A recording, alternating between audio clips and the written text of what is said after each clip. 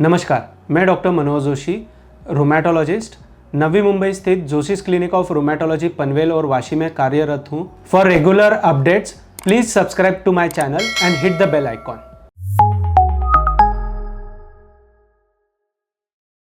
RA series का ये चौथा वीडियो है। पिछले 3 वीडियोस में हमने जाना कि रोमैटोलॉजिस्ट कौन होते हैं, रोमैटोलॉजिकल ट्रीटमेंट क्या है, रोमैटोलॉजिस्ट कौन सी बीमारियों को ठीक करते हैं और इसको डायग्नोसिस कैसे किया जाता है। लेकिन आज का जो चौथा वीडियो है वो सबसे इंपॉर्टेंट है और मैं मानता हूं कि ये सारे पेशेंट्स और उनके रिलेटिव को समझना सबसे ज़्यादा ज़रूरी है। रूमेटॉइड अर्थराइटिस ये लंबे समय तक चलने वाली बीमारियां हैं और इसमें हमने मुख्यतः देखा गया है कि पेशेंट्स काफ़ी स्ट्रेस्ड अप होते हैं या डिप्रेस हो जाते हैं।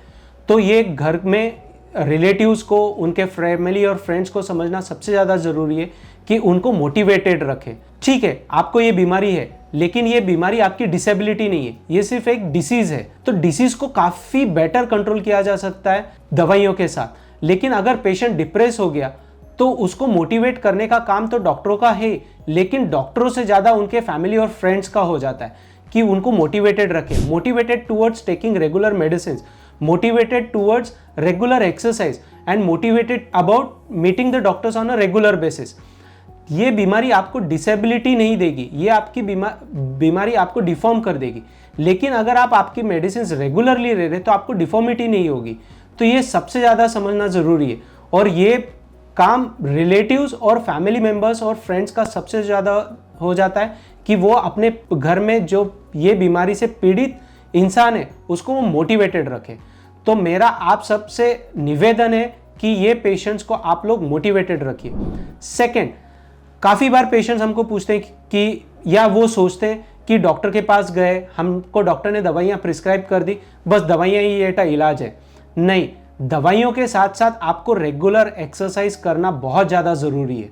अब आप ये मानिए कि मुझे 2 हाथ लगेंगे ताली बजाने के लिए, उसी तरह मुझे दोनों चीज़ें करनी पड़ेंगी, दवाइयाँ भी लेनी पड़ेंगी और एक्सरसाइज भी रेगुलर बेसिस पे करना पड़ेगा ताकि ये बीमारी को पूरी तरह कंट्रोल में रखा जा सके। और ना कि सिर्फ कंट्रोल में रखे बल्कि उसको मोबिलिटी और फ्लेक्सिबिलिटी को भी ला सके। और अगर आप रेगुलर एक्सरसाइज करेंगे, आपकी मोबिलिटी और फ्लेक्सिबिलिटी मेंटेन्ड है तो आपकी स्ट्रेंथ भी बढ़ेगी। अब आप ये बात समझिए कि मैं अगर रेगुलर वॉक के लिए जा रहा हूँ तो मेरी हार्ट बीट बढ़ती है, मतलब क्या, मेरा ब्लड फ्लो बढ़ रहा है। क्यों?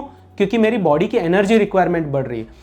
उसी तरह अगर मैं जोड़ों के एक्सरसाइज रेगुलर बेसिस पे करूंगा तो मेरा ब्लड फ्लो उन जॉइंट्स में ज़्यादा बढ़ेगा। अब होता क्या है कि ये बीमारी की वजह से साइटोकाइंस या इन्फ्लेमेटरी मार्कर्स या इन्फ्लेमेशन आपके वो जॉइंट में बढ़ जाती है। अगर आप रेगुलर एक्सरसाइज कर रहे हैं तो ये जॉइंट में ब्लड फ्लो बढ़ेगा, उसके वजह से जो इन्फ्लेमेशन है, जो सूजन है, जो साइटोकाइंस या इन्फ्लेमेटरी मार्कर्स के वजह से बढ़ रही है, वो ब्लड फ्लो बढ़ने के वजह से वहाँ से वॉश आउट होंगे और वो जॉइंट में से निकलेंगे और आपके जोड़ों का डैमेज कम होगा।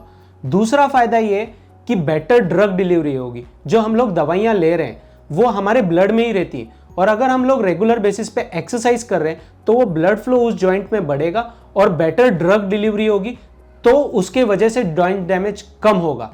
तो रेगुलर एक्सरसाइज करना बहुत ज़्यादा ज़रूरी हो जाता है। तीसरी चीज़, हमको हमारे डाइट पे कंट्रोल रखना है, जैसे कि हमको ऑयली फूड्स अवॉइड करने हैं, हमको नॉनवेज में प्रोटीन्स की मात्रा, जैसे गाउट हो गया उसमें प्रोटीन की मात्रा कम रखनी है तो नॉनवेज अवॉइड करना है, specially red meat, sea foods या फिर खारे पानी और मीठे पानी में से जो भी आपको मिल रहा है वो आपको अवॉइड करना है। तीसरी चीज़, आपको अल्कोहल बिल्कुल बंद करना है।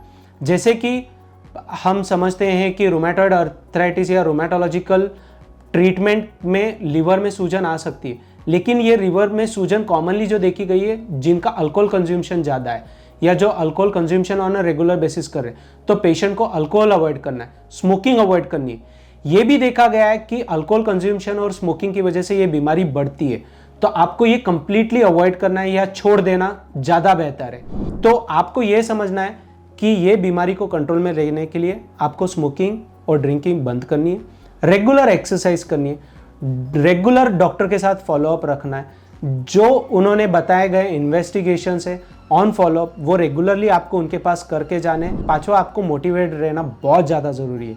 सो ये बीमारी से डरिए मत, ये बीमारी आप को कुछ नहीं करेगी। लेकिन अगर आप डॉक्टर से बताए गए जो आपको पॉइंट्स है या निर्देश हैं या गाइडेंस है उनको आप अगर रेगुलरली फॉलो अप कर रहे हो तो ये बीमारी आपको कुछ नहीं करेगी। You will lead a completely healthy and normal life अगर आप ये मेडिसिन और रेगुलर फॉलो अप और रेगुलर एक्सरसाइज कर रहे हैं।